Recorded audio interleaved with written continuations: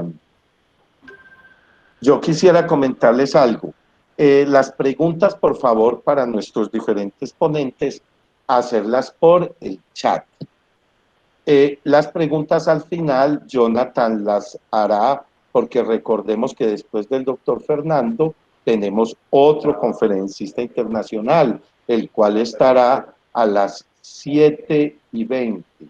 Es decir, que tenemos 1 hora y 5 minutos acompañados por el doctor Fernando, que nos acompaña desde México, y luego tendremos al doctor Baltasar. Entonces, las preguntas las hará Jonathan en ese intermedio, las que alcancemos, el resto pues las pasaremos luego e iniciaremos la siguiente conferencia. Hoy, mañana nos acompañarán otros 2 temas que serán trabajados por personas de nuestra Universidad de Caldas. Serán trabajados en el mismo horario y 2 conferencias. El viernes tenemos los 2 invitados del doctor Fernando, lo conoce, del doctor Ponce Cruz. El doctor Ponce va a estar con 2 de los doctores con que él trabaja y van a hacer 2 conferencias el viernes. Okay. Espero tenerlos el otro año, por ahí en marzo o abril aquí en Manizales. Dios quiera que se pueda, para que ya nos juntemos presencialmente. Que yo muy bien. No dejo de agradecerle cuando nos acompañó hace ya 3 años, en el 2017. 3 años, rápido se fue. Se fue el tiempo rápidamente. Pero bueno, es parte de nuestra vida este paso, y es parte de nuestra vida esto que está sucediendo, pero hay que conservar ese pensamiento crítico, esa observación desde lo social, desde la ingeniería, desde lo político. Esos son las personas jóvenes, esos son los estudiantes, es esa formación hacia poder discutir, poder criticar y poder aportar para que estos países, que sé que México es similar a Colombia en muchas de las cosas que hace, caramba, a veces lastimosamente, ¿no es cierto, doctor Fernando? Así es, sí, tenemos mucha similitud, pero también en cada país pues nos están pasando cosas, ¿no? Que hay que sobreponernos. Sí, señor. Sé que ustedes también han tenido mucho problema político, igual que Colombia. Sí. Sí, violencia ahorita también está complicado. La parte política también está muy fuerte. Sí, acá también es triste ver a veces la forma en que se manejan estos apoyos a la misma educación. Nosotros somos una universidad pública, de esas famosas universidades que el gobierno ha perdido su mano sobre el apoyo real sobre ellas, y hemos llegado a tener fuertes crisis. Y nos hemos sostenido por nuestros alumnos y, digámoslo, en gran parte por nuestros docentes. Ajá. Ha tocado. Sí. Sí, igual aquí en México. Yo trabajo en una universidad pública y sí entiendo, ¿no?, la problemática. Sí, señor. Es complicada.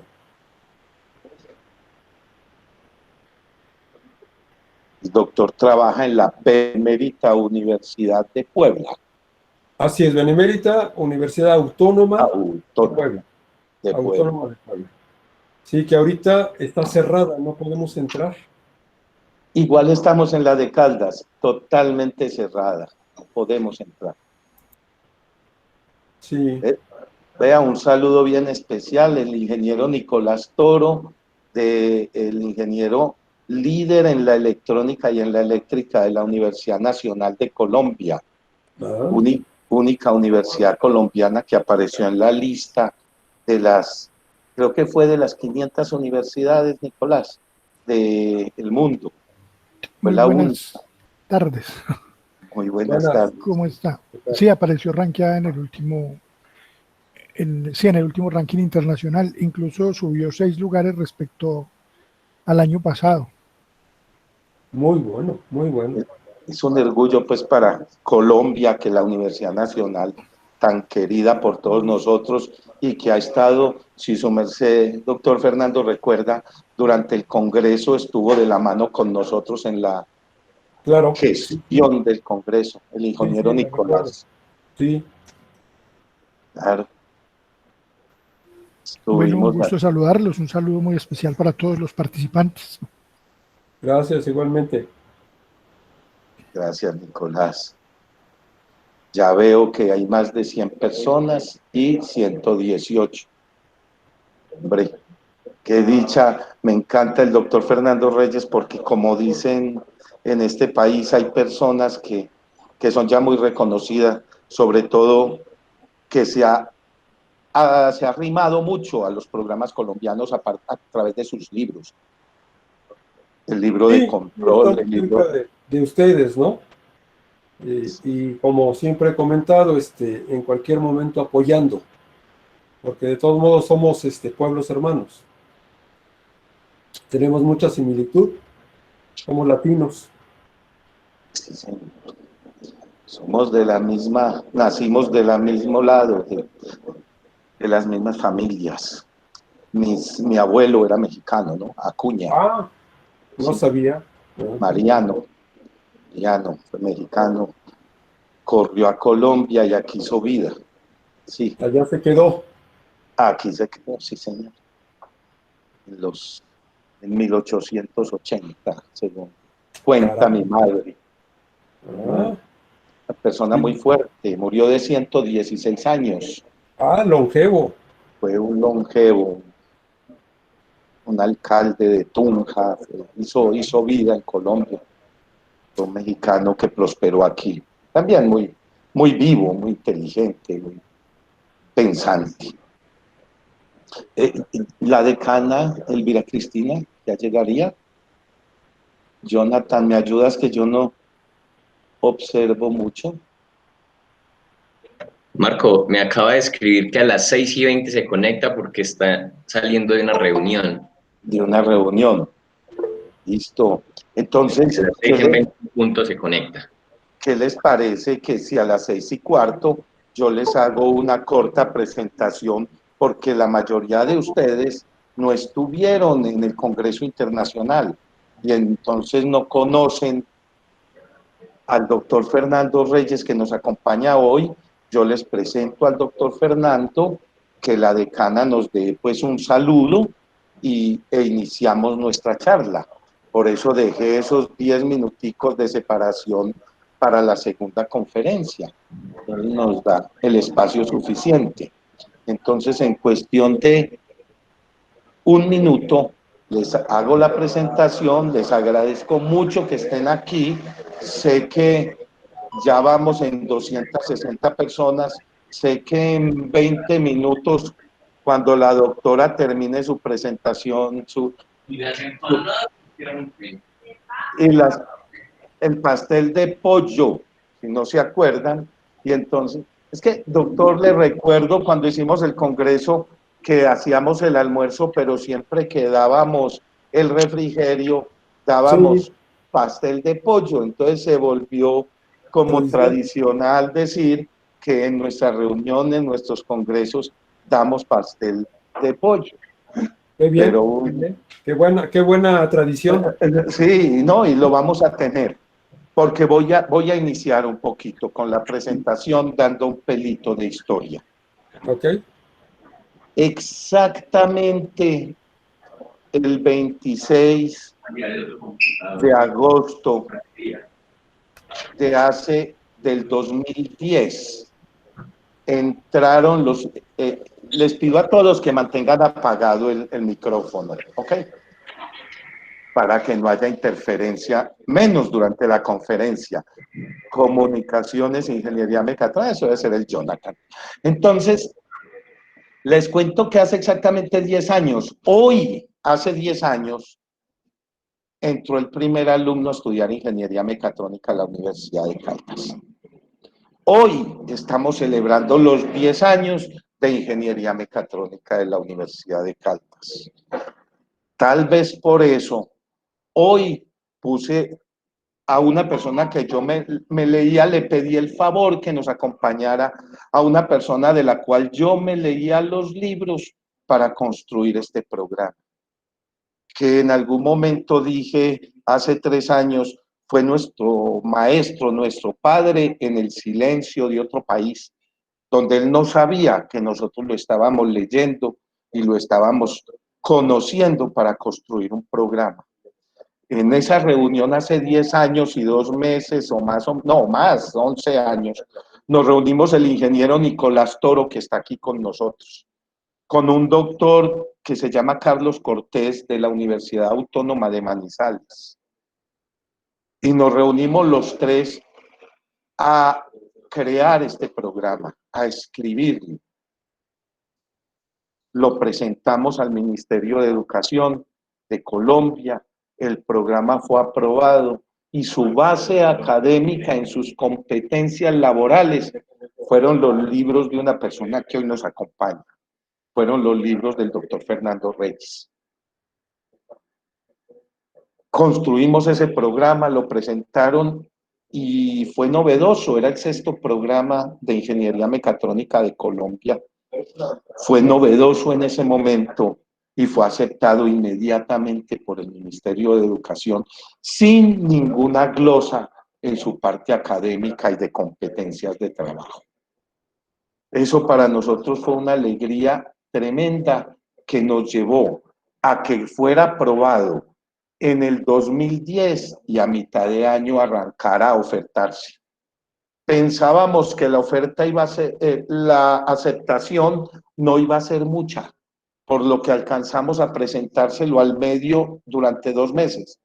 Y al revés, pasamos en ese momento de 100 personas pidiendo uno de los 60 cupos que abrimos. Y la sinergia, evolución del programa, y aún así siguen presentándose más de 300, 350 personas cada semestre para esos 60 cupos. Ahí hay mucho que agradecerle al doctor Fernando Reyes. El doctor Fernando Reyes es, a ver si todavía lo recuerdo, es el licenciado en electrónica. Es una persona que tiene maestría y tiene doctorado. Tiene un doctorado de los más altos que hay, que es un doctorado en ciencias. Y aquí le pregunto, porque cualquier cosa que yo diga sería mentira, ¿cuántos libros ha publicado doctor Fernando? En este momento ya llevo 6. 6 libros en toda la temática de la electrónica y la mecatrónica. Así es, así es. Entonces, ¿qué más dicha para nosotros que la primer conferencia, nuestra primer charla de hoy, que se cumplen esos 10 años, y que el año entrante, que ya estemos juntos, me comprometo a que hacemos la celebración con pastel de pollo, no mentiras, hacemos la celebración ya con una comida, con un vino, con una charla, pero ya aquí, juntos, dándonos la mano y recordando, y ese día les cuento más historias, todo lo que ha sucedido, les cuento cuántos alumnos han salido del país, les cuento cómo el ingeniero Fernando nos tiene siempre las puertas abiertas para que nuestros estudiantes vayan a México, a Puebla, hagan su pasantía internacional, cuántos han ido, cuántos la han embarrado, cuántos lo han hecho bien, porque hemos tenido como seres humanos de todo. Todos se los cuento, les cuento en ese momento hasta cuántos alumnos de los nuestros, que es una tristeza que hoy que hablaba con Nicolás, que me lo encontré, de pronto nos acompañan, cuántos alumnos nuestros han tenido el COVID, ya 2 lo han superado, 1 está en puertas de superación y ya de volver a salir, y otro joven apenas la semana pasada entró en este problema y hoy fue ya entregado por la clínica San Marcel para que volviera a la casa después de un sinnúmero de exámenes. Les contaré todo eso ya como parte de nuestra historia de esos 10 años. Como nuestra decana no ha llegado y ya llegamos a los 20 minutos, quisiera darle paso al doctor Fernando Reyes, a ese investigador de la Facultad de ciencias de la Facultad de Ciencias en Electrónica de la Benemérita Universidad de Puebla, y que no dejo de llamarlo el padre de nuestra mecatrónica en la parte académica. Muchas gracias, doctor Fernando Reyes, por su presencia, y le regalo micrófono. Jonathan me ayuda para que podamos hacer la presentación. Y a todos, gracias por estar. Aquí lo estaremos escuchando. Muchas gracias. Gracias. Me pueden, entonces empezamos. Les voy a hablar de cómo se diseña, bueno, cuáles son los principios, toda la metodología que tiene que ver en robótica con un robot manipulador de 3 grados de libertad, como tal. Bien, nada más recordando que la robótica no es un área empírica. Si bien su naturaleza es experimental, requiere de las ciencias exactas, matemáticas, física, electrónica, computación y algoritmos de control para poder gobernar, por decirlo así, a una máquina muy específica que le llamamos robot manipulador. La palabra robot como tal tiene su historia. Desde 1921, un dramaturgo satírico, Karen Kappel, la pone en escena en una obra de teatro en Praga, en Checoslovaquia, y de ahí fue puesta en París, en Nueva York, Inglaterra, etcétera, y de ahí, bueno, en su novela satírica Rossum Universal Robots, quizá ustedes han visto la película Yo Robot, es precisamente el escenario de esa novela como tal, ¿no? Bueno, aquí tenemos uno de los prototipos que hemos desarrollado en la Facultad de Ciencias de la Electrónica, la Benemérita Universidad Autónoma de Puebla, como tal, y aquí nos ayudó alguien que sabe bastante de mecánica y electrónica. René Lázaro Pacheco fue mi alumno, que en el 2016 nos maquinó en un CNC ya automatizado. Le pasamos ahorita van a ver el modelo dinámico y cómo se sacan los eslabones. Primero que nada, quiero platicarles de algunos detalles técnicos de las componentes o partes que trae cuando vamos a fabricar un robot. Los robots requieren de articulaciones. Se llaman articulaciones por nuestro brazo. De hecho, se llama brazo robot, robot manipulador, o robot industrial. Y se fabrican con articulaciones, con servomotores. Un servomotor cae en la clasificación de transductor, convierte un tipo de energía, en este caso mecánica, y de la eléctrica, de la computadora, sacamos energía eléctrica en volts y la convertimos a energía mecánica. Eso es lo que hace un servomotor. Por eso es considerado como un transductor. El servomotor es una palabra técnica que ya manejamos hoy en día de manera popular. Sin embargo, hay que estar conscientes que está formada de un amplificador electrónico, un motor necesariamente de corriente directa. Aquí no se utilizan motores de pasos o motores de corriente alterna, y un sensor de posición que es conocido como encoder. La ley fundamental de un servomotor sería el torque va a ser igual a una constante por el voltaje que se le aplica al motor. Esta constante alfa es realmente el amplificador electrónico, de ahí viene. Entonces, aquí tenemos, por ejemplo, un motor de corriente directa. En este caso, trae un sistema de engranaje para bajar las revoluciones o cuántas vueltas da por segundo. Pueden ser varias, puede dar inclusive unas 10,000 vueltas por minuto, por ejemplo, y eso pues se sale del ancho de banda de un robot convencional, que deben ser 3 vueltas por segundo. Y además no tendría mucho torque o fuerza para levantar cargas. Por eso es que se pone un sistema de engrane.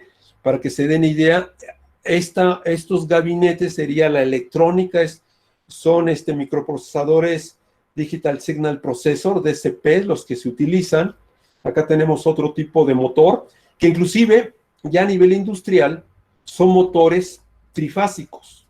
No significa que se van a conectar a una toma trifásica de 440 volts alternos. Trifásicos porque tienen 3 bobinas y nos pueden dar una magnitud de torque lo suficiente para tener diversas aplicaciones, pero cada bobina se alimenta con voltaje en corriente directa. Entonces, bueno, aquí tienen un escenario. Este tipo de servomotores, aquí en la parte de atrás ya trae el encoder, por ejemplo, y bueno, este tipo de servomotores, su gráfica operativa siempre va a trabajar en el primero y tercer cuadrante. Siempre, primero y tercer cuadrante. Movimiento positivo, que es el giro en el sentido contrario a las manecillas, relojes de aguja, que trae minutero, secundero, etcétera. Y el tercer cuadrante tengo un movimiento negativo en el sentido de las manecillas de reloj. La parte horizontal sería el algoritmo de control y la parte vertical sería el torque aplicado. Finalmente, un motor de corriente directa, si bien le aplicamos voltaje, pero en realidad se está convirtiendo a energía mecánica, torque aplicado. Esta gráfica se puede apreciar acá. Es lo mismo, tiene límites de saturación, por ejemplo, 10 Newton metro, la parte proporcional, que sería la parte lineal, y el límite para torques negativos, ¿no? Menos 10 Newton metro. Este sería un ejemplo práctico. Aquí tendríamos igual un servomotor, digo el servoamplificador, sería el servoamplificador, su gráfica operativa, siempre parte lineal, recuerden, primero y tercer cuadrante, el eje horizontal es el algoritmo de control, que si solicita más de los límites físicos, por ejemplo, aquí el límite físico es 10 Newton metro, bueno, pues daría máximo el torque aplicado 10 Newton metro, no puede dar más. Por eso entraría en una zona de saturación. Lo importante es que la electrónica se pueda trabajar en la parte lineal. Si se llega a trabajar en la parte de saturación, se calienta la electrónica, igual que la mecánica, empieza a haber vibración, ruido mecánico, dinámica no modelada, etcétera. Este es el datasheet, la hoja de datos de un servomotor comercial en este caso. El eje horizontal son las revoluciones o las vueltas por segundo y el eje vertical sería la capacidad en torque. Por ejemplo, acá tenemos uno de 10 Newton metro, que es el ejemplo práctico de esta gráfica. Aquí tendríamos un radian segundo, eso es lo que significa, una revolución por segundo, es decir, 360 grados, una vuelta completa, un giro. Entonces, observen que aquí está constante el torque hasta vuelta y un cuarto. Eso es lo que estaría aquí, sería lo que se le llama el ancho de banda, para que pueda funcionar correctamente. Es decir, no hay que hacer girar más allá, para este caso, de una vuelta más un cuarto, es decir, 450 grados. Es lo que estaría. Aquí tenemos un diagrama ya más práctico, que funciona para cualquier servomotor industrial. Tenemos en un sistema embebido, que puede ser una Raspberry, una tarjeta Arduino o una computadora, un algoritmo de control escrito en lenguaje C. La computadora no la podemos conectar aquí al motor, porque primero tenemos que balancear la impedancia eléctrica de la tarjeta digital con la impedancia eléctrica del motor. Y además, una computadora o un sistema digital pues puede dar más o menos 40 miliamperes, y puede solicitar hasta 5 o 10 amperes, entonces no da la potencia ni tendría el balance eléctrico. Por eso se utiliza un servoamplificador. Recuerden de sus cursos de electrónica que la impedancia eléctrica a la entrada es infinita, y la impedancia eléctrica a la salida es finita. Entonces, por eso quedaría protegido todo nuestro sistema electrónico, digital más bien, de la etapa de potencia y del motor. Aquí estoy hablando ya de un tipo particular de motores, que es con los que construimos a nuestros prototipos, que se llaman de transmisión directa, es decir, direct drive, es la terminología en inglés, que significa transmisión directa. Entonces, este es el algoritmo de control, se ejecuta aquí en tiempo real, por ejemplo, en una computadora o en una Raspberry, se convierte la señal con un DAC, convertidor digital analógico, al menos de 12 bits, y lo que entra al servoamplificador, o sea, este gabinete, es voltaje. De la ley fundamental de un servomotor, que recuerden que el torque es igual a una constante por voltaje, se despeja el voltaje y sería torque entre una constante. Multiplicado por una constante, físicamente da el torque aplicado, pero recuerden que el torque aplicado depende de los límites físicos de la curva operativa de un servomotor. Entonces, al aplicarle el torque, este motor gira alrededor de su eje de giro con posición Q y velocidad de movimiento Q punto. Tenemos aquí un muestreo, en el caso de nuestros robots 2.5 milisegundos, y pueden ser conectados a nivel interfaz electrónica a través de los puertos de una Raspberry, de un Arduino. Se conecta las señales de interrupción para que trabaje en tiempo real, o se puede meter un FPGA o un contador incremental, por ejemplo, y se deposita la información en memoria, en la RAM del sistema digital, y con este algoritmo toma esa información para calcular el torque y así sucesivamente. Eso sucede en la práctica de cualquier robot industrial, inclusive de cualquier sistema mecatrónico. Su electrónica tiene que ver aquí. Aquí tenemos la fotografía del primer robot que se construyó íntegramente. Claro, nosotros compramos los motores que son de Parker Compumotor. Esa compañía nos da, aquí viene la electrónica, el servoamplificador y el motor. Y nosotros hacemos el diseño. Ahorita les voy a explicar cómo se hace el diseño de los eslabones, se hace el modelado dinámico, la programación, y bueno, después vamos a ver varios giros. Para obtener el modelo dinámico, que de ahí se va a desglosar los eslabones, una de las metodologías más apropiadas para robótica no es lo que tradicionalmente se da en los cursos de ingeniería mecatrónica o ingeniería robótica, que sería la física de Newton. Aquí sería la mecánica analítica con el procedimiento de Euler-Lagrange. Este es el modelo dinámico a grandes rasgos, después de hacer una serie ahí de operaciones, que en realidad son 4 pasos como receta de cocina: el modelo cinemático, cinemática diferencial, los modelos de energía cinética y potencial, y las ecuaciones de Euler-Lagrange. Nos da como resultado esto, donde aquí tendríamos la posición, velocidad, la aceleración, que son las 3 variables de estado fundamentales del robot, la matriz de inercia, la matriz de Coriolis, paro gravitacional, que se obtiene como el gradiente de la energía potencial, y nosotros le vamos a dar una energía, una función de energía, para que lo podamos controlar. Pero en esencia este sería nuestro modelo dinámico muy simplificado como tal. Ya para propósitos de control se utiliza la temática de estabilidad. El problema de control de posición significa tomar al extremo final del robot y posicionarlo en cualquier punto dentro de su espacio de trabajo. Esa sería la problemática. Y para resolver dicha problemática, bueno, pues utilizamos una metodología ampliamente conocida dentro de las herramientas, digamos, más conocidas en control de robot. Sería moldeo de energía, que sería aquí el regulador, el freno mecánico, y para los robots que mueven en el espacio tridimensional, el par gravitacional.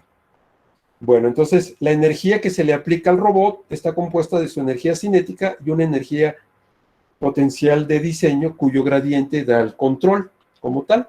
Aquí tenemos ya un diagrama académico, por decirlo así. Tenemos el robot. Para que el robot se mueva, se le inyecta energía. Producto de la inyección de energía a cada uno de los motores, responde con posición, la cual genera error de posición, que lo procesa el algoritmo de control, y para que se llame algoritmo de control, este error tiene que ir a 0. Si es 0, la posición real del robot alcanzó la posición deseada, y se utiliza la velocidad para inyectar amortiguamiento, quitar los sobreimpulsos, vibraciones, sobre todo en la etapa transitoria, y entra a un estado estacionario muy suave.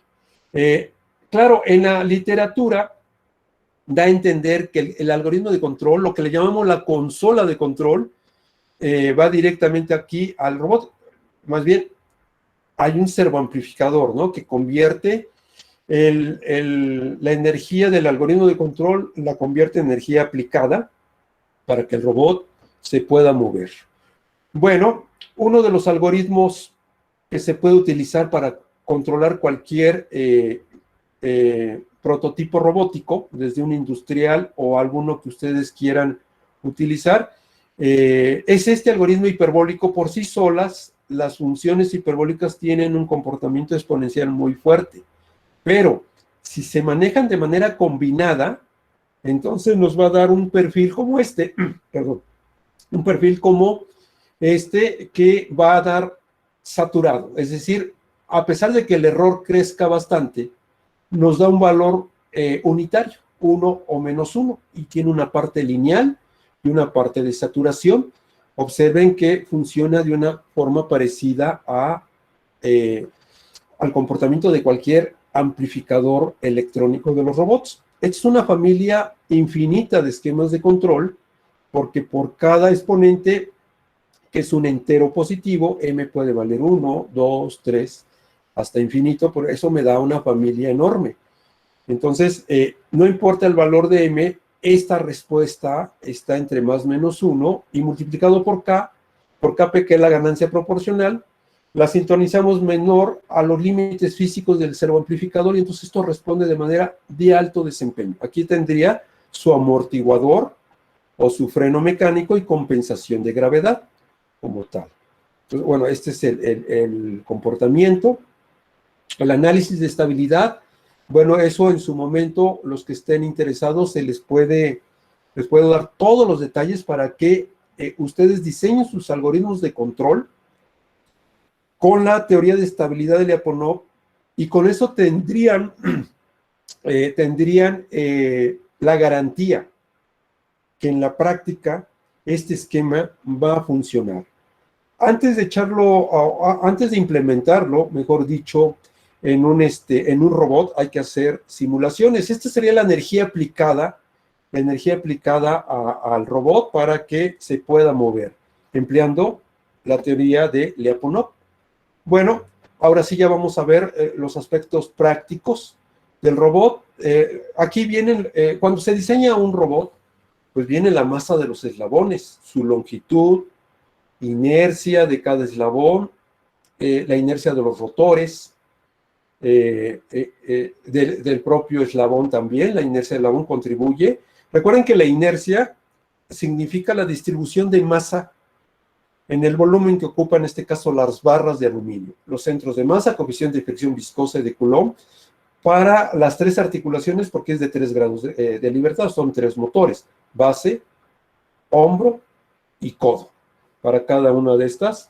Y ya especifican, este sería el modelo dinámico. También podemos ver los detalles. Esta sería la formulación que nos representa la dinámica propia del robot. Antes de ir con el robot y hacer cosas prácticas, tenemos que hacer una simulación. Bueno, de aquí mismo, de los momentos de inercia, centros de masa, se obtienen los eslabones. Un secreto, un top secret, que les voy a pasar, porque realmente una empresa de robótica, llámese ABB, Fanuc, Motoman, Epson, etcétera, pues no va a revelar los secretos de cómo se construye un robot. Eso son patentes. Alguien, por ejemplo, aquí estoy mencionando longitud del eslabón, que se representa con L1. Observen que el pivote 1 tiene que ver con el primer motor, que corresponde a la base. El pivote 2 es el motor del hombro, y el pivote 3 es del codo, como tal, ¿no? Entonces, aquí tenemos un eslabón. La longitud 1, L1, por ejemplo, alguien que no sabe de robótica diría que es medirle desde esta parte que estoy señalando hasta la punta terminal. Nada que ver, nada que ver. Esta estructura, bueno, ahorita la voy a explicar. Aquí tendríamos montado el motor, y aquí viene el eje de giro. El centro de masa se define como si toda la masa, tanto del eslabón como de los motores, estuviera concentrada en un punto geométrico con respecto al eje de giro. Entonces vamos a suponer que alguien pone el centro de masa por acá, a medio metro, que sería la longitud del eje de giro al extremo final, y que nuestra masa sería 5 kilos. Observen nada más aquí esta parte. Esta sería la compensación de gravedad del último eslabón. Masa, centro de masa por el seno del ángulo. Ustedes bien saben que si el seno del ángulo, en este caso la suma de ángulos da 90 grados, el seno de 90 da 1 y quedaría esto. Aquí tiene la constante gravitacional G, 9.81 metros segundo cuadrado. Imagínense que la masa vale 5 kilos, ya sería 45 por medio metro, que es lo que estaría. Entonces estaríamos hablando de 25, alrededor de 20 y tantos newton metro. Y si tenemos que este motor únicamente puede dar 15 newton metro, que es uno de los que tenemos en los robots, por ejemplo, pues entonces va a saturar, no puede dar los 25 newton metro, va a dar 15 y va a vibrar, se va a calentar el motor, va a haber dinámica no modelada, etcétera. Entonces, no sería un verdadero error colocar aquí el centro de masa. ¿Cómo lo recorro? Observen que aquí ya le quité masa, hay un círculo, un pozo, se le quita masa, se empieza a desbastar el eslabón para que el centro de masa se vaya corriendo lo más cercano al eje de giro. Pero aquí viene el secreto. Si ustedes colocan una línea vertical que pase por el centro geométrico de esta circunferencia, lo que está a la izquierda, que comenté que esto no es parte de la longitud del eslabón, esto se le llama contrapeso. Este contrapeso hace que el centro de masa se recorra, y si en lugar de estar a medio metro, ahora está a 10 milímetros, bueno, pues ahora voy a requerir 0.02 newton para moverlo, va a estar en la parte lineal, ya no se va a saturar, va a estar lejos de los 15 newton metro, mantengo la misma longitud, que es del eje de giro aquí a la punta terminal de medio metro, y no forzo la electrónica. Volviendo aquí a una de las fotografías del robot para mostrarles el centro el contrapeso. Si ustedes ponen una línea aquí horizontal, que este tornillo con lo que está arriba se le llama contrapeso, igual este. Si unen una línea recta de este tornillo con lo que está a la derecha de dicha línea sería contrapeso. Entonces la longitud del eslabón es del eje de giro hasta la punta terminal. Este contrapeso no forma parte de la longitud del robot y digamos que sería parte de los secretos para poder diseñar el momento de inercia. Lo que les comenté sería la distribución de masa. ¿Cómo voy a distribuir? En este caso es aluminio aerodinámico, 6065 es el que utilizan las aeronaves. Entonces es muy rígido a temperatura y presión normal, pero es blando, es maleable para propósitos de maquinado. Entonces, ¿cómo voy a distribuir la masa de mi metal del aluminio? Eso ya me da el momento de inercia, que al simularlo, este modelo dinámico, yo ya tengo los valores de los motores, de los momentos de inercia. Entonces yo puedo simular en MATLAB, que aquí les dejo el código, por cierto. Aquí está el código en MATLAB de esta ecuación, de todo esto que aquí se ve, pues digamos, aparatosa, porque es un robot de 3 grados de libertad. Entonces, esta es la matriz de inercia. La matriz de inercia nos indica que, volviendo aquí a la fotografía del robot, debe ser matemáticamente definida positiva. Significa que el motor con mayor capacidad, pues es donde se va a anclar el eslabón más pesado. Y el 10% de capacidad de este motor lo va a tener el motor del codo, por ejemplo. Así está hecho nuestro brazo humano. La dinámica, la anatomía mecánica asociada a nuestro brazo humano, el 10% que tenemos de fuerza en el codo corresponde a la fuerza total del hombro. Es decir, si ustedes llegan a colocar este motor más grande aquí en el codo y viceversa, el codo lo ponen en el hombro, pues tendría la apariencia de un robot, de un brazo robot, pero no va a funcionar. Esta matriz que comenté, entonces ya no estaría bien balanceada, ya no sería definida positiva, su determinante podría ser negativo 0, y queremos que este determinante sea positivo. Eso significa que los motores están bien balanceados desde el punto de vista mecánico y cumple con las características matemáticas de esta matriz, lo cual se interpreta que físicamente los motores están bien colocados en las articulaciones. El hombro es el que tiene mayor capacidad y el codo al 10% del hombro y así sucesivamente. Por eso la muñeca humana, que es donde colocaríamos en un robot la herramienta, el gripper, viene del 30 al 40% del codo, ¿no? Entonces, por eso las articulaciones de nuestros dedos, las falanges, pues tienen una capacidad menor a la muñeca y así sucesivamente. Así es como se va diseñando. Aquí les dejo el código del robot. Aquí viene el programa principal. De hecho, aquí viene el algoritmo de control. Es un control proporcional derivativo. Aquí vienen los errores de posición, ganancia proporcional. Aquí viene donde dice tau, en esta que estoy señalando, ganancia proporcional por el error menos la acción de control derivativo de sus cursos de control lineal más la compensación de gravedad. Aquí viene el tau, la energía, que eso es lo que entra al modelo dinámico. Es decir, ¿de qué modelo dinámico estoy hablando? De esto, ¿sí? Aquí, estos tau son los torques, símbolos griegos, para representar a la energía, y aquí viene. Entonces, ahí tienen el código, tanto en MATLAB, el algoritmo de control, y el programa principal que nos permite, que llama la función robot3, significa grados de libertad, que es esta, así se llama, la función robot3 GDL, grados de libertad, que esa es la rutina, modelo dinámico, y esta sería el programa principal. Ahora vamos a ver, ya aplicaciones.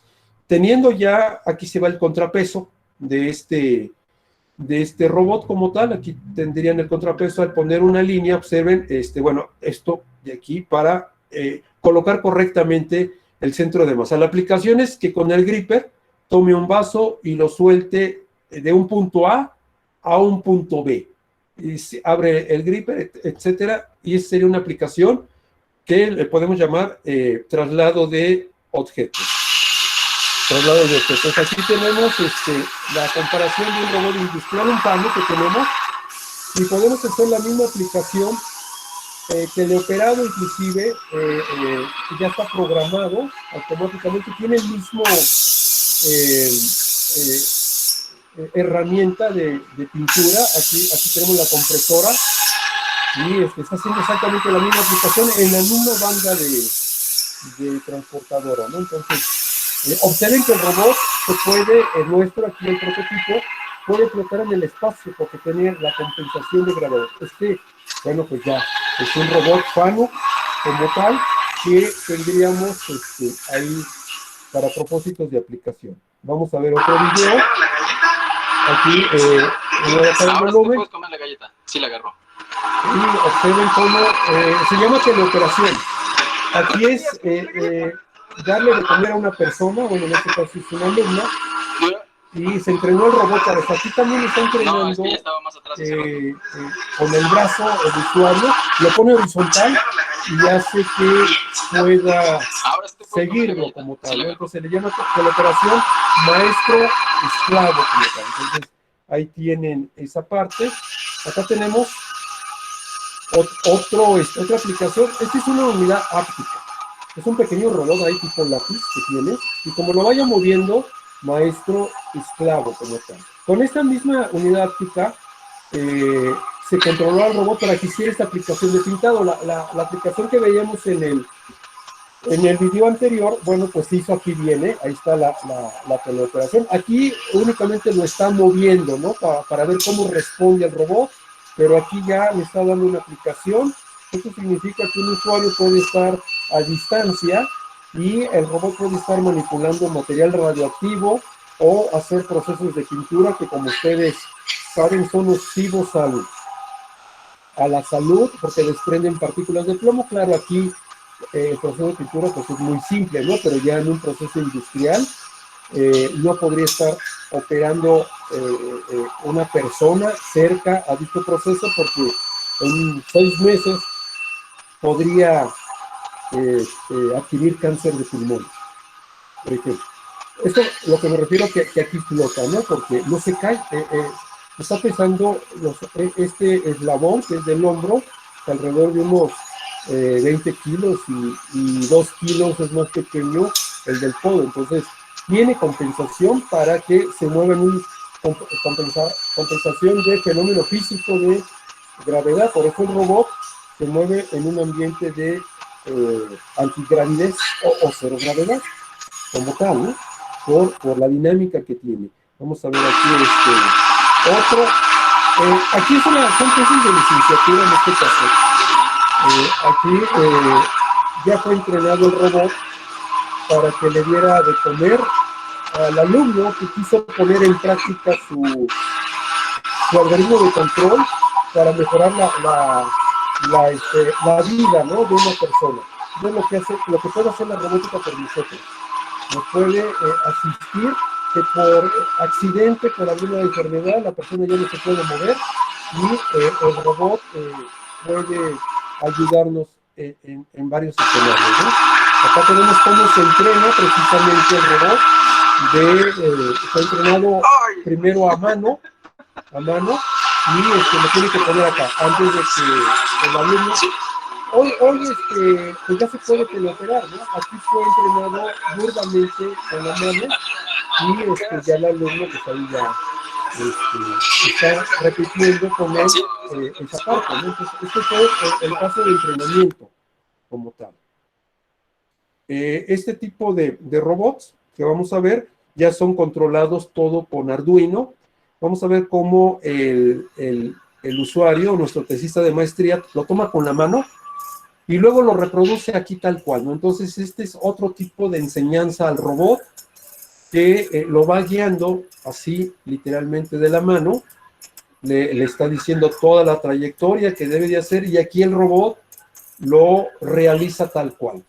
Esto significa que puede interaccionar una persona que no necesariamente debe de saber de robótica, por ejemplo, lo que ya hemos hecho, que fue el caso de un especialista de un área de la medicina, fisioterapia, que entrenó al robot para traer a un paciente y aplicarle una rutina de rehabilitación.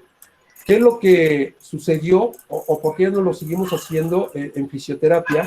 Pues el usuario no tiene nada que ver con la robótica y al ver que este aparato de fierro se le acercaba, le tomaba el brazo para darle la rehabilitación, el mismo paciente se jala, se mueve y el robot lo detecta el error de posiciones más grande y por decirle literalmente al robot, ¿a dónde vas, no? Lo vuelve a sentar y en lugar de darle una rutina de rehabilitación, pues lo lastima más, porque el usuario, el paciente, ve con desconfianza pues el fierro, ¿no? Aquí el metal, el aluminio, y hace que pues no sea práctico.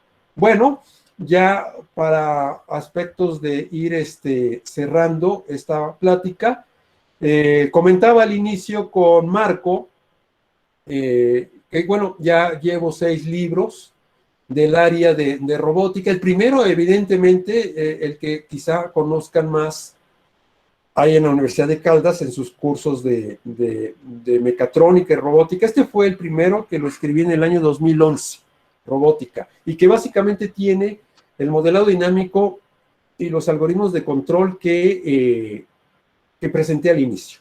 Posteriormente, bueno, para propósitos de control ya más lineal, digamos, esta es dinámica no lineal, pero este es para dinámica lineal, está también conocido por eso mecatrónica, ¿no? Aplicado a control y automatización. Posteriormente vino de MATLAB, que reúne las características de estos dos primeros para guiar al usuario en programar en MATLAB, partiendo de cero, suponiendo que el usuario no sabe nada de MATLAB, de programación, etcétera, ni del ambiente, y aquí se va llevando de la mano hasta poder implementar aquí los algoritmos que también ya vienen como ejemplos, pero aquí a más detalle para programadores. Después vino Arduino, como el robot, el último robot que vimos, bueno, ya controló precisamente a todo un robot, todo el el algoritmo de control, la compensación de gravedad, la dinámica, fue puesta en una tarjeta de modelo Galileo, así se llama. No, evidentemente el modelo 1, pues no es modesta, de 8 bits, no da soporte, pero sí la tarjeta Galileo es de otras características como tal. Y el penúltimo, ahora ya me estoy también dedicando a drones. Hay una similitud y pude demostrar que el modelo dinámico del robot tiene una estructuralmente, forma matemática muy parecido al del robot al que les presenté. Por eso en la literatura, a pesar de que no era mi área, yo cuestionaba por qué a un juguete, un cuadricóptero, le llaman robot volador. Hasta que matemáticamente pude demostrar que la dinámica, que no es trivial, es muy complicado ya meterse. Yo no sabía en su momento lo que estaba diciendo, que esto era un juguete, nada que ver. Es un sistema dinámica no lineal, subactuado. Por ejemplo, el modelo dinámico de este brazo robot es de 3 grados de libertad.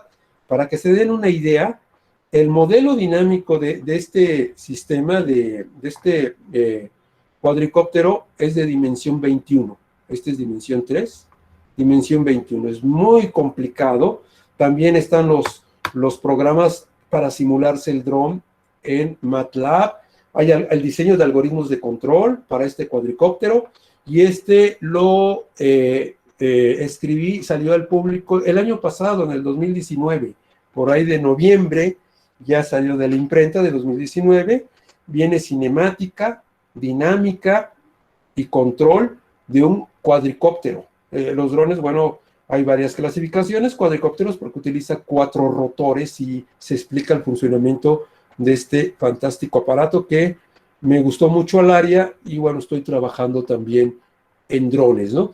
Y de inteligencia artificial aplicada a la robótica y automatización, ya está terminado el trabajo editorial. Ahorita, como ustedes saben, el problema de la pandemia, la imprenta pues es un cuello de botella, y estaría saliendo, yo calculo ahí en unos 2 o 3 meses, porque está congestionado el tráfico para que los libros de la editorial, que ahorita son varios, es decir, estamos en la fila, entren a imprenta, y una vez entrando a imprenta, más o menos mes y medio, ya estaría. Pero bueno, ya al menos en la versión electrónica, como ebook, ya se puede adquirir, pero la versión a papel, impresa, todo este conocimiento, bueno, se puede aplicar para robótica, evidentemente también para drones, y en general, como aquí lo dice, para la automatización. Bueno, ¿qué necesitamos para meternos a estudiar de fondo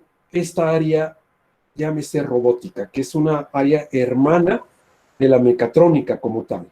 Y para hacer la diferencia, la mecatrónica, bueno, pues son diversos sistemas que tienen una cantidad ahí adecuada de aplicaciones. El robot, por ejemplo, es multifuncional, significa que puede hacer traslado de objetos, puede hacer pintura.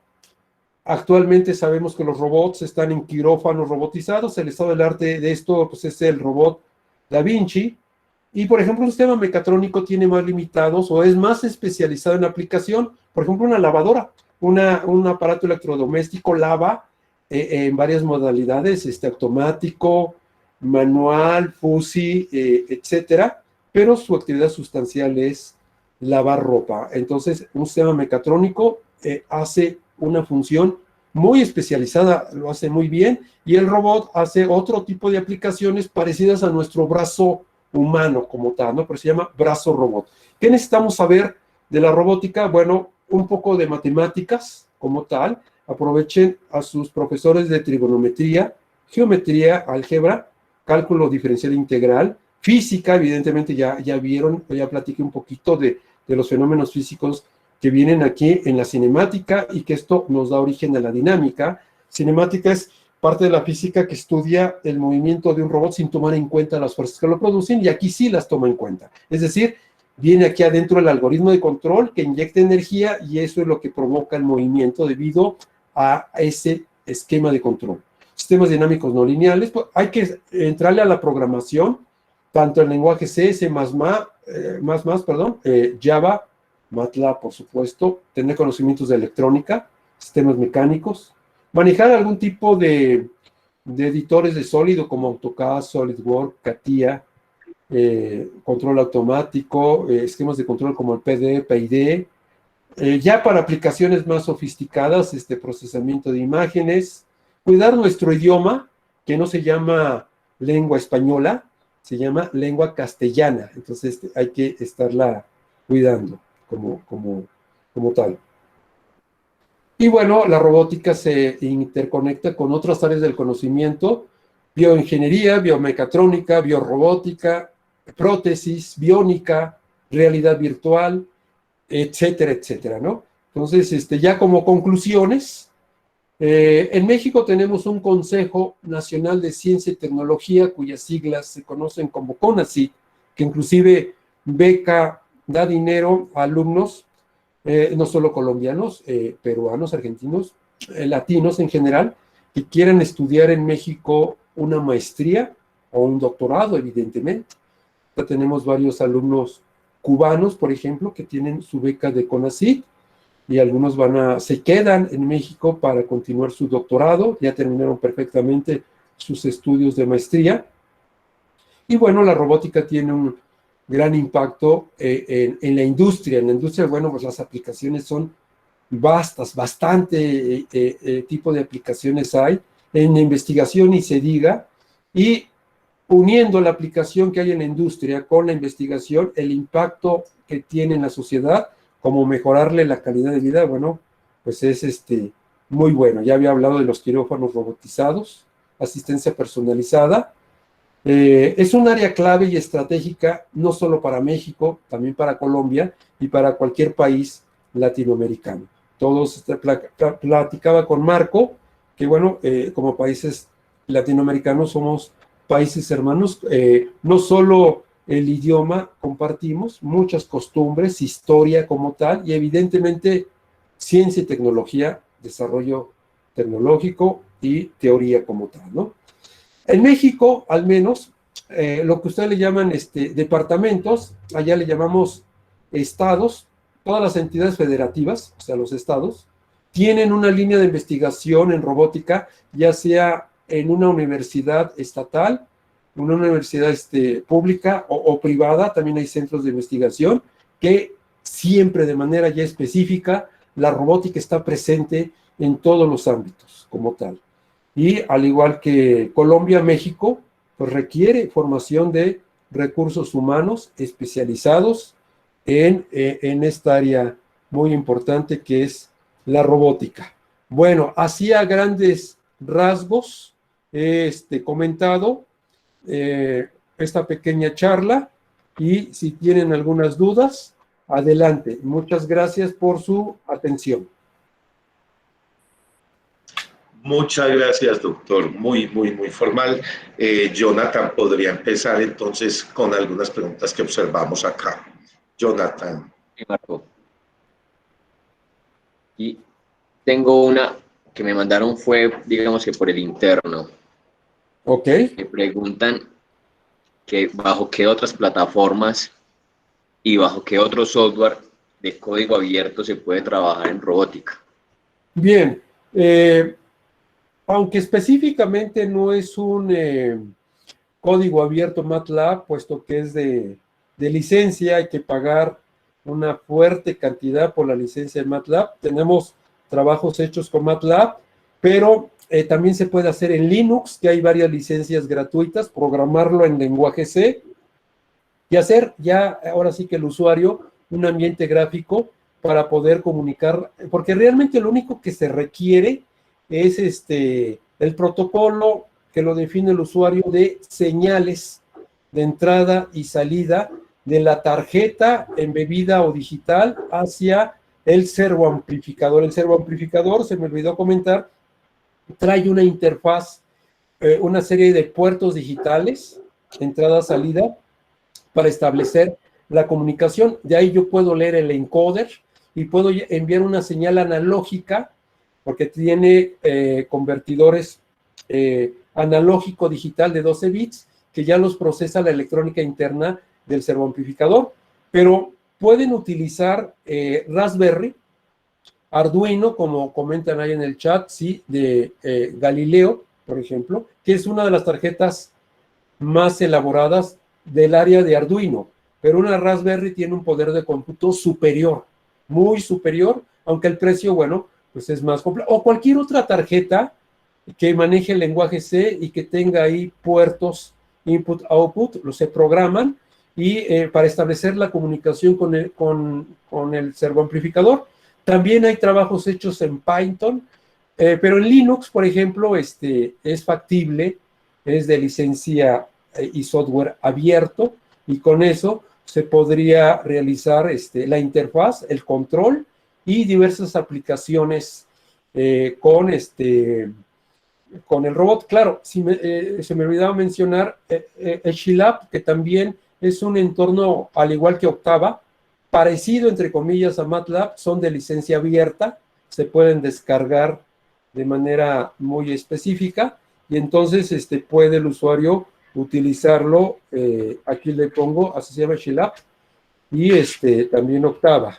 Octava son softwares que ahí ya tienen, sí, Octava o Shilab, pueden utilizarlos para programar al robot. Entonces, hoy en día ya tenemos más variedad de elegir en el mercado, ¿no? Porque sí, evidentemente hay más productos de licencia libre. Sí, adelante. Muchas gracias. Otra pregunta, que el uso del software o de la interfaz ROS, que es un simulador de robótica, ¿cómo integrarlo en aplicaciones prácticas? Bueno, ese simulador ROS no lo conozco de manera superficial, pero sería mentira decirles que lo he trabajado. Sinceramente, no lo conozco. Mis alumnos sí lo manejan y lo he visto así, cómo lo manipulan, cómo lo programan, pero no conozco los detalles de ese ambiente de programación, y entonces mi respuesta estaría sesgada al decirles algo que no domino o que no conozco. Muchas gracias, doctor. Otra pregunta que nos hacen por acá es ¿qué métodos de cinemática inversa recomendaría usted para robots de 3 a 6 grados de libertad? Ok. Yo comenté que para obtener el modelo dinámico de un robot son 4 pasos vía la Euler-Lagrange, como si fuera un procedimiento. En México le decimos una receta de cocina. Es un procedimiento computacional muy simple: cinemática directa, cinemática diferencial, modelos de energía, y aplicar las ecuaciones de Euler-Lagrange, y tienen como producto terminado el modelo dinámico. Aquí no interviene la cinemática inversa. La cinemática directa yo la puedo explicar.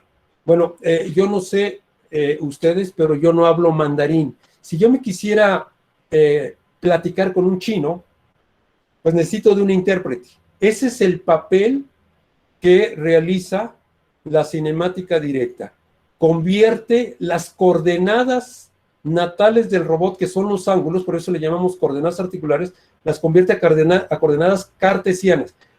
Si yo les comentara que la base va a girar 0.22 radianes, el hombro que gire 1.25 radianes y el codo 0.35 radianes, ninguno de nosotros sabría dónde se va a posicionar en el espacio tridimensional el robot. Entonces necesitamos hacer la conversión, porque si yo les digo en el eje X 1 metro, en el eje Y 1 metro y en el eje Z de altura 1 metro, sabemos perfectamente a dónde se va a posicionar el robot conociendo el origen. Entonces, la cinemática directa es un cambio de las coordenadas natales del robot a coordenadas que como usuarios las podemos entender, pero al revés, es decir, ahora despejar literalmente los ángulos o las coordenadas articulares y que quedara en función de las coordenadas cartesianas, es decir, si yo programo X, Y, Z en coordenadas cartesianas, quiero saber los ángulos, eso se le llama cinemática inversa. Y la cinemática inversa se puede emplear por métodos geométricos, pero yo les recomiendo, sin lugar a duda, el mejor método internacional para manejar aspectos así de cinemática inversa, pues sería el teorema de Pitágoras, es trigonometría aplicada. Y el mejor método para cinemática directa sería la metodología de Navid Hartelber.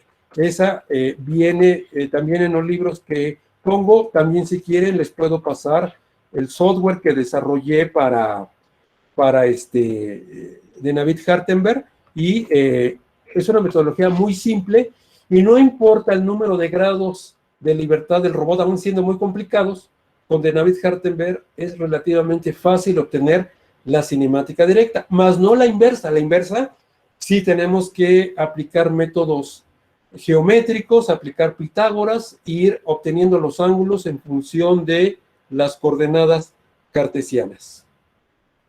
Doctor, una pregunta que encuentro muy interesante, ya saliéndonos de lo específico, que la hace acá Marlon Esteban, es que según su trayectoria como profesional, ¿qué opina sobre la inteligencia artificial y hasta dónde cree que podría llegar?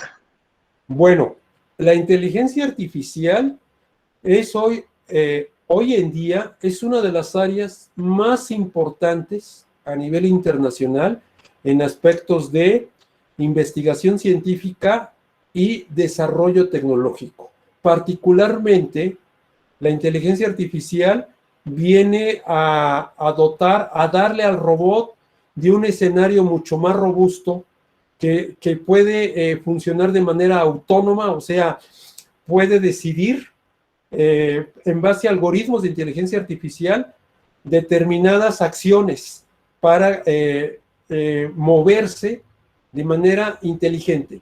Normalmente se empezó la inteligencia artificial con las redes neuronales. Entonces, las redes neuronales hoy en día no están desaparecidas como área del conocimiento, al contrario, es algo que cada vez se va haciendo más sofisticado. La conexión de redes neuronales, bueno, pues ya da diversas capas, y el acoplar adecuadamente las capas de redes neuronales, por ejemplo, me puede dar lo que se conoce como un perceptrón.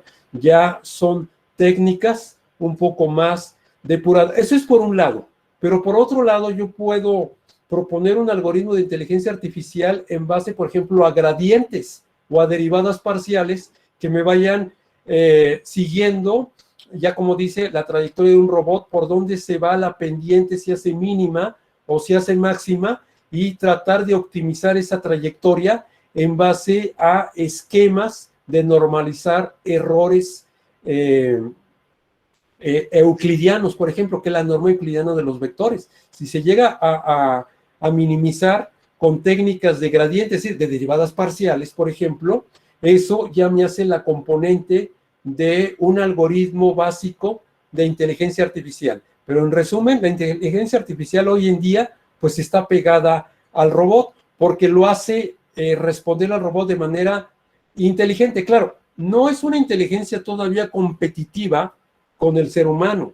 Está lejos, actualmente está lejos de ser competitiva con el humano, pero sí puede tener la inteligencia, por ejemplo, de un pequeño roedor, como de un ratón, o de una rata, o de un insecto, por ejemplo, o un poco más, ¿sí? A ese nivel podríamos, en un futuro, bueno, se supone que la inteligencia artificial sí puede competir con nosotros como tal, a pesar de que ya hay algoritmos que pueden jugar ajedrez como tal y le pueden ganar a Kasparov o a cualquier genio del ajedrez. Ya en un caso de automatización o robótica es muy diferente lo que podamos tener como un algoritmo de inteligencia artificial en ajedrez. Es muy diferente las condiciones a la vida real y sobre todo controlar a un robot. Y más aún cuando depende de algo en la vida humana. Entonces ahí hay que tener cuidado, y sobre todo en el libro este que les comentaba de inteligencia artificial, pues ya se están proponiendo reglas de ética, porque actualmente no están bien representadas las reglas de ética para la inteligencia artificial como tal, ¿no? Hay que tener cuidado en eso de no dañar a la gente o no usarla para mal. Entonces, sí hay que desarrollar algoritmos que puedan procesar de manera inteligente, pero siempre con grado de ética, sobre todo al ser humano. ¿Alguna otra pregunta? Doctor, yo pienso que el resto, si alguna otra pregunta, ya se la paso y a la persona que la hizo, porque hay unas preguntas muy específicas de tipo preguntando en cuanto a las aplicaciones, se las paso y les daremos respuesta. No olviden Esto aquí que... en el chat voy a ponerle al público mi correo para que puedan tener un contacto, digamos, en primera, más directo conmigo, correo.boap.mx, aquí se los pongo en el chat. A ver, déjenme revisar, Fernando.Reyes. Muy bien, ahí lo tienen. Ese es mi correo institucional. Y ahí con toda confianza pueden preguntarme cualquier duda sobre pues esta temática que es mi especialidad. Doctor, muchísimas gracias. Yo quisiera hacer un comentario y es un agradecimiento. Veo muchas personas de la red RIMA, la red de ingeniería mecatrónica de Colombia conectadas. Aquí también por el celular estoy viendo el streaming y veo también muchas personas de la red de ingeniería mecatrónica allí conectadas. Entonces, pues un agradecimiento a la red, al doctor Jaime Durán, que aquí lo veo, es el presidente que acaba de poner la cámara, presidente de la red de ingeniería mecatrónica, a quien quiero mañana invitar a las 6:15 para que nos acompañe con unas palabras. Doctor Jaime, ¿me acompañaría un momentico mañana a las 6:15? Con todo gusto, Marco, estaremos presentes como siempre, gracias al liderazgo que ustedes han tenido como Universidad de Caldas y programa.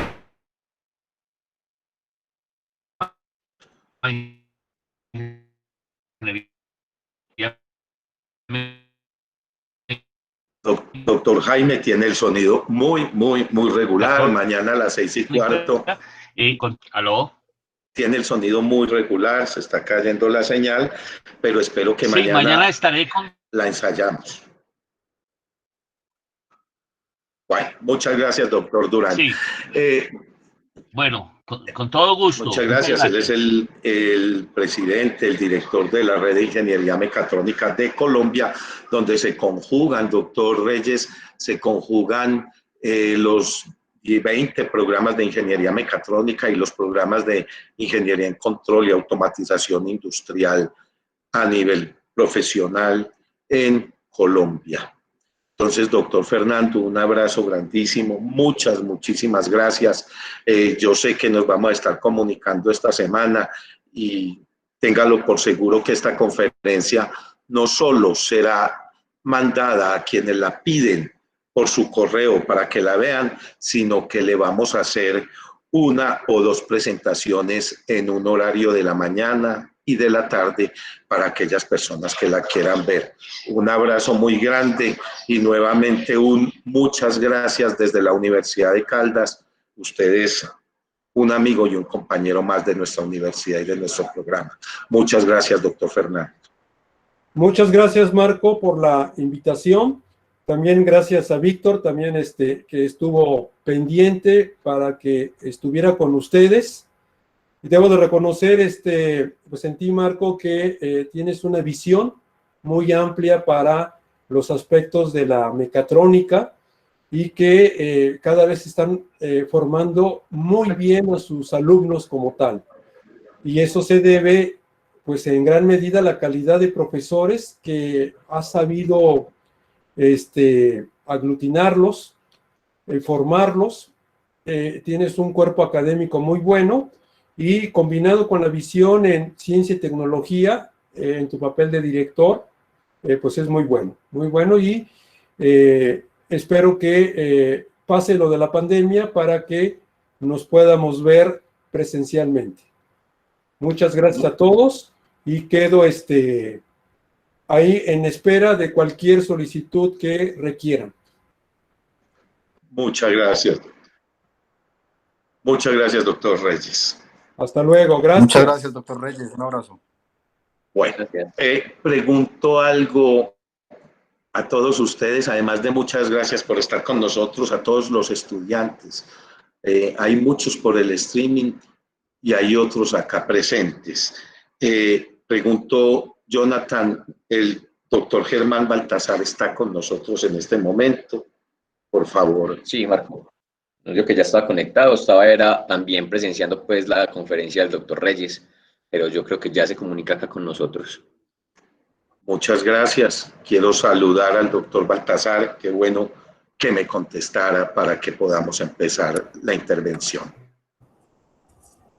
Ya lo vi. Germán Eduardo, lo veo un poquito cambiado. Germán Eduardo estuvo con nosotros también hace 3 años.